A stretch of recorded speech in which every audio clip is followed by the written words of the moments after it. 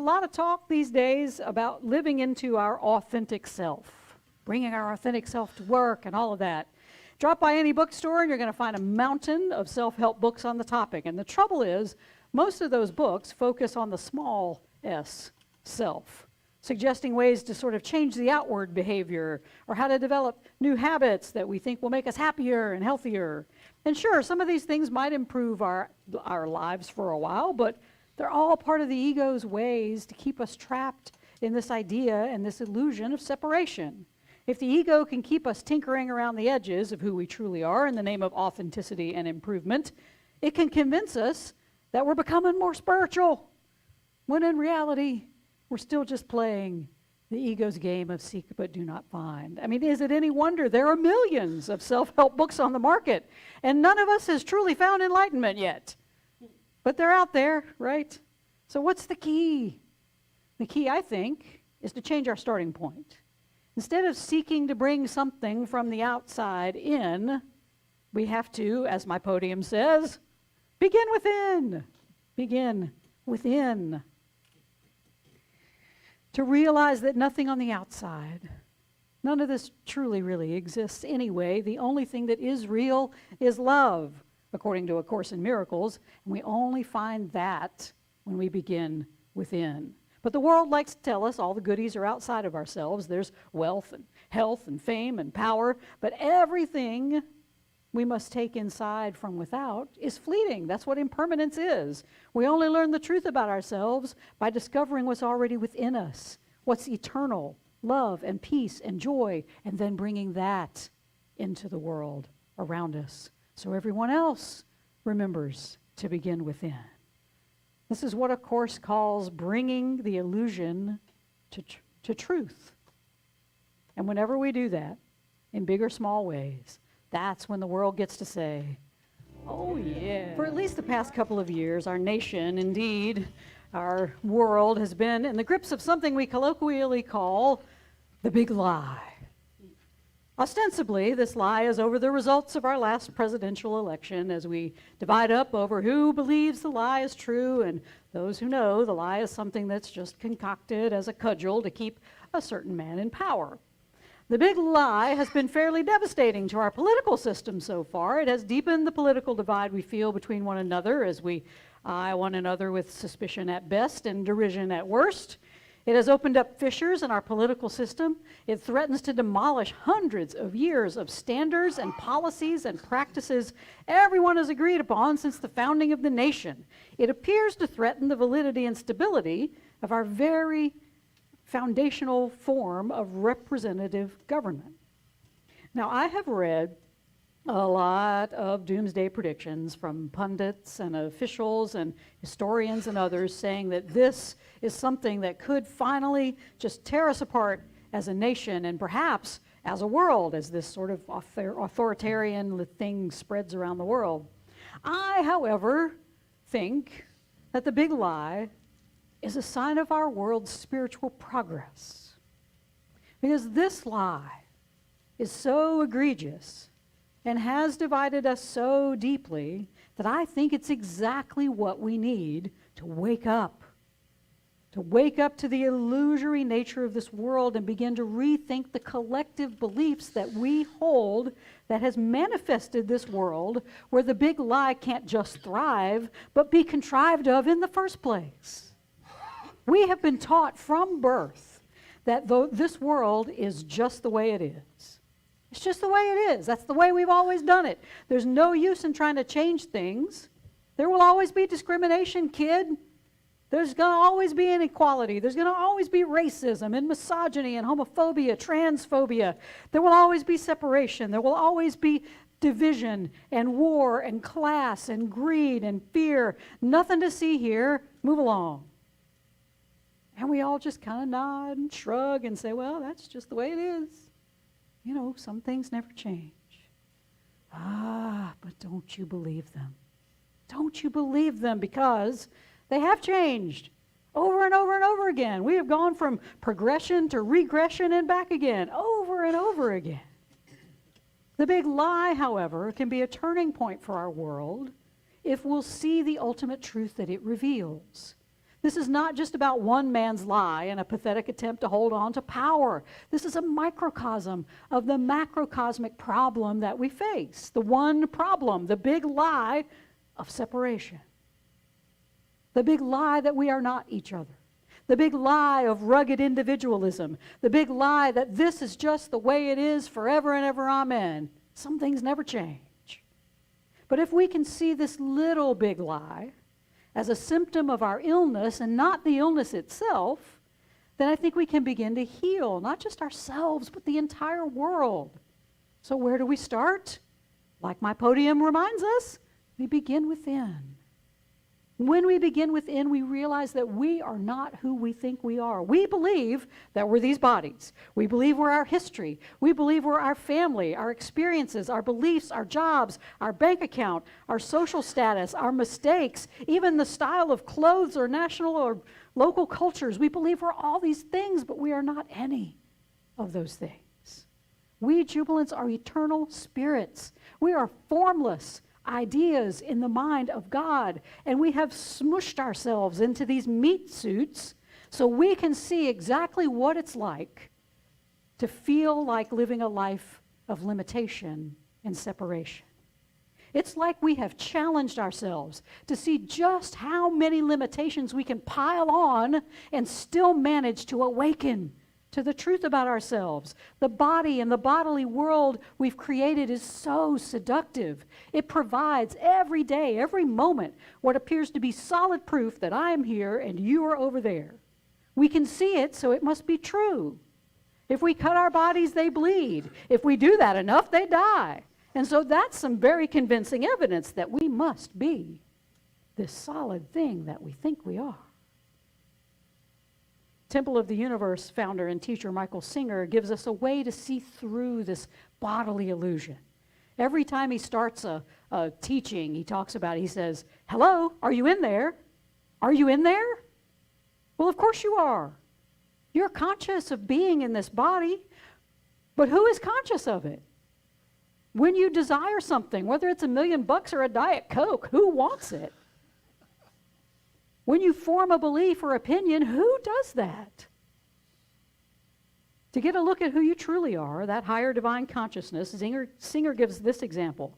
He says, say you're lying on an operating table. There's a sheet draped from the ceiling down, from your neck down, and so you can't see the rest of your body. But doctors are working on you. They've numbed your entire body, but you're still conscious, and there's another doctor sitting next to you, and you're talking to them, and the doctors go to work on you behind that sheet, and they remove an arm.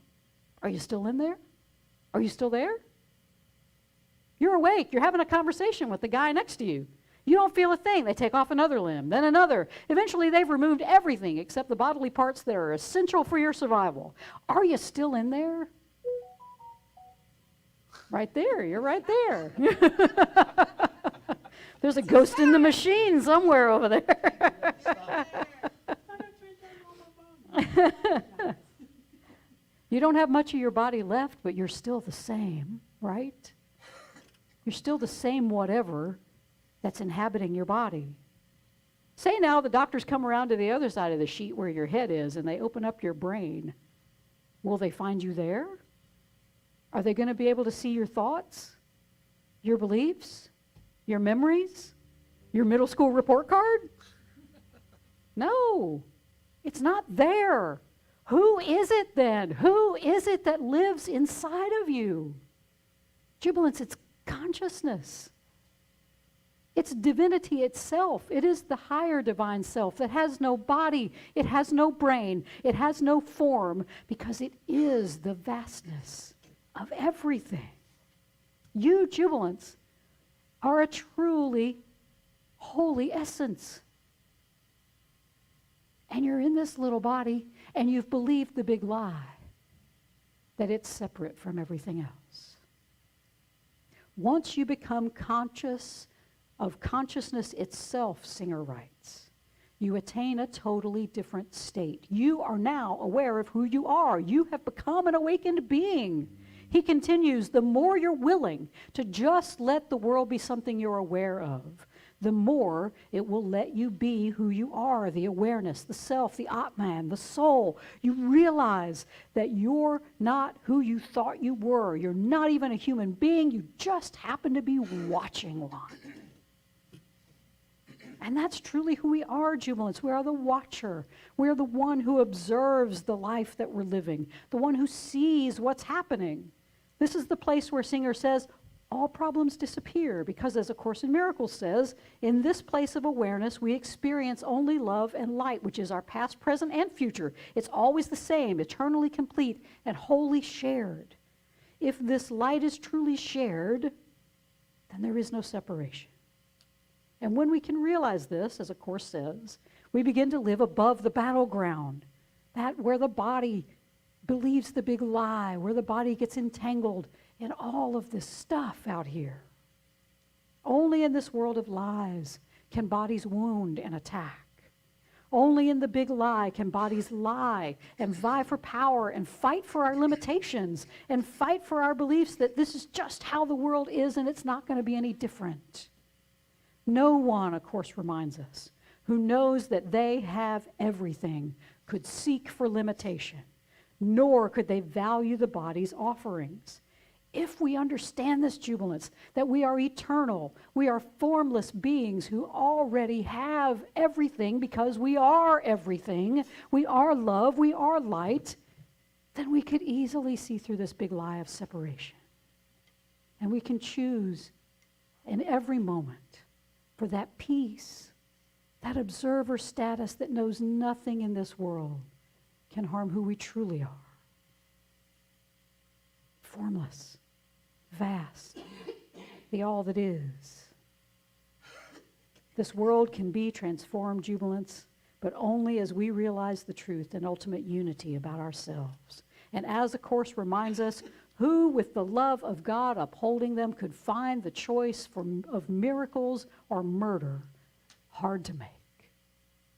Breathe deeply. As you pull back into consciousness, Singer writes, this world ceases to be a problem. It's just something you're watching. It keeps changing, but there's no sense of it being a problem. And your ego screams, no sense of being a problem. Preacher, you don't know. You don't, what are you smoking? I got a million problems. I got more than Jay-Z ever even thought about. But you don't. A Course in Miracles says you have one problem, our belief in the big lie of separation. It's from that belief that everything we believe our problems stem from. And the ego, though, it feeds on problems. Because if it can keep us stuck spinning our wheels in whatever we call problems, it can keep us believing the big lie of separation. Because all of our problems seem personal, be they financial or professional, mental, physical. That's a big one. We really take physical problems personally. Or spiritual. What is the solution? Number one, stop seeing problems as yours. Stop taking them personally. The universe isn't out to get you. Singer says it takes 13.5 billion years for that moment to get here, and you go, oh, nope, don't like it. Nope. Next moment. Drop the judgment. Drop the story about what your problems are.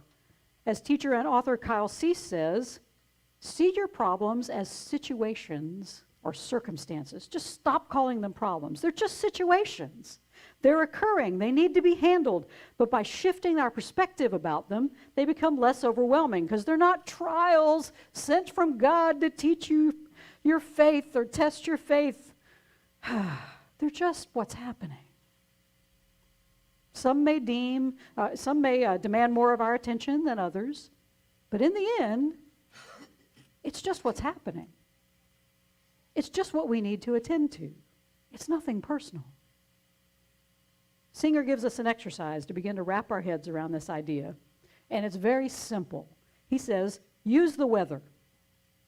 Because when we look outside and we've got a day planned outside and it starts to rain, what do? It's raining. This was my special day. This was going to be great. Damn weather. It's not personal. It's just raining. And if you can step back and go, well, it's raining. Now what do? Okay. Well, we can hold it inside. We can postpone it. There's all sorts of things. Do it in the rain. We can do it in the rain. Yeah. Absolutely. Exactly. You can do whatever you want. You know, the weather doesn't care about you. It's not raining on purpose to ruin your day. It's just doing what weather does. And if you can accept that the weather will be weather, whether you like it or not, then you're well on your way to seeing your problems as simply circumstances that occur without regard to your preference. And if you get really good at this practice, eventually you just give up all your preferences and you roll with whatever circumstance comes your way without being upset about it at all. And if you get really, really good at that, you'll be enlightened. And you'll finally see through the big lie of separation. And I don't know anybody who's there yet. I still get upset at the weather now and then. So, but other than fully accepting the weather, what else can we do? Well, Singer has another tool, and he says, relax. Relax. Whenever you get uptight about your circumstances, we physically tighten, right? I mean, we hold our breath, but we also spiritually contract in those moments. Because fear contracts our spirit. It puts us right back in that small self where we think we have all these problems. So what's happening in this state of contraction is that our energy is blocked. We all have what in the Eastern religions they call Shakti energy, this divine flow of light and love that wants to flow through us and express itself into the world. And we block that flow when we spiritually contract.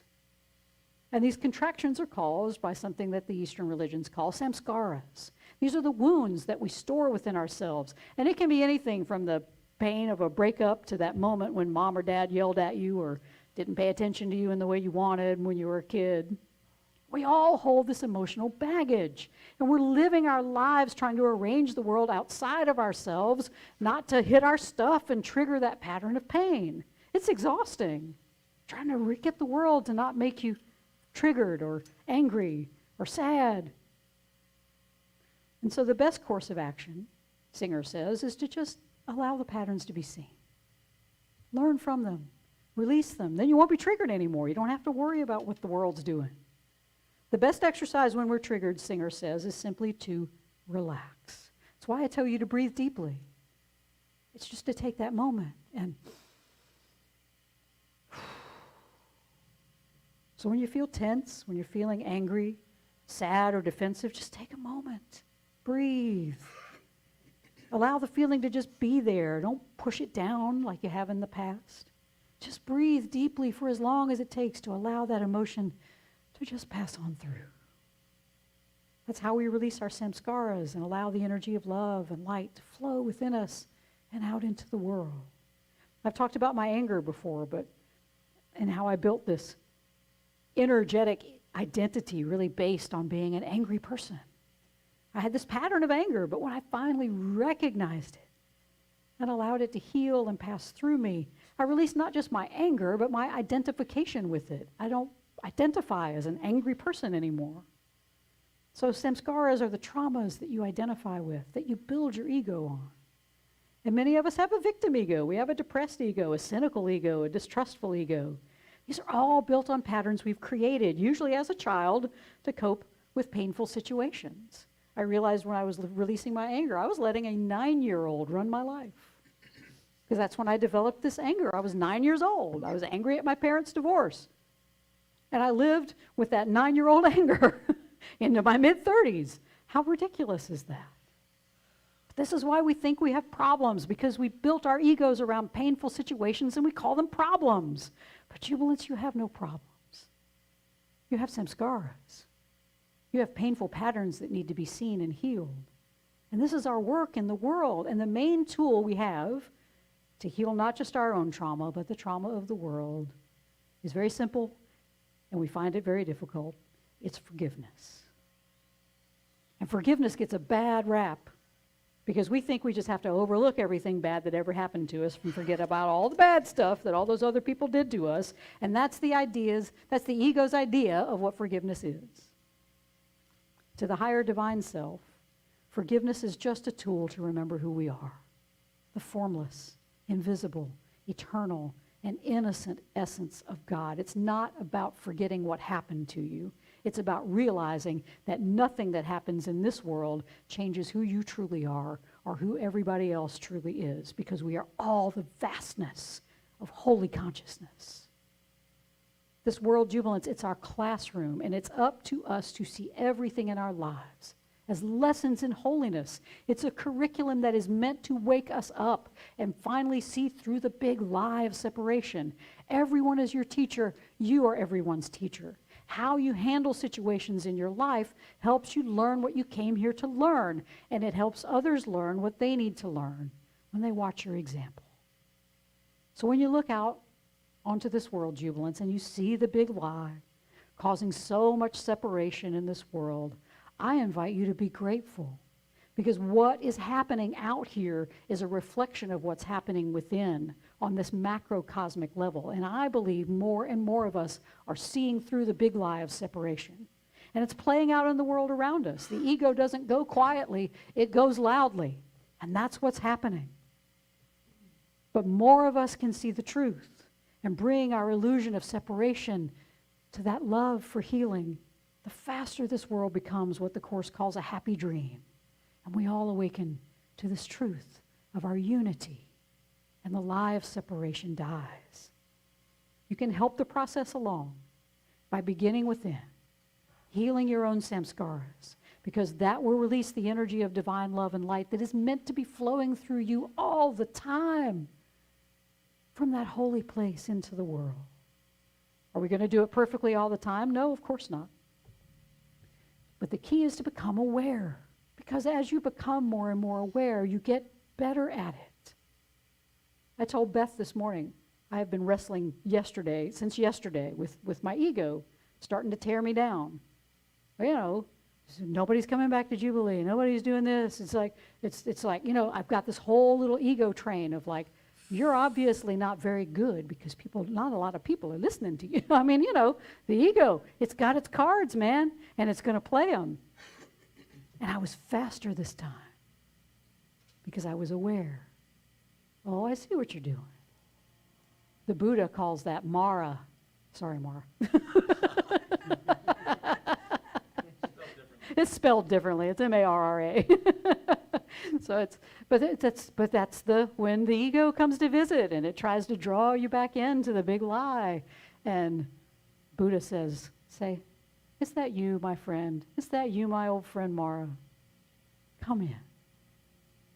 Come in. Let's have tea.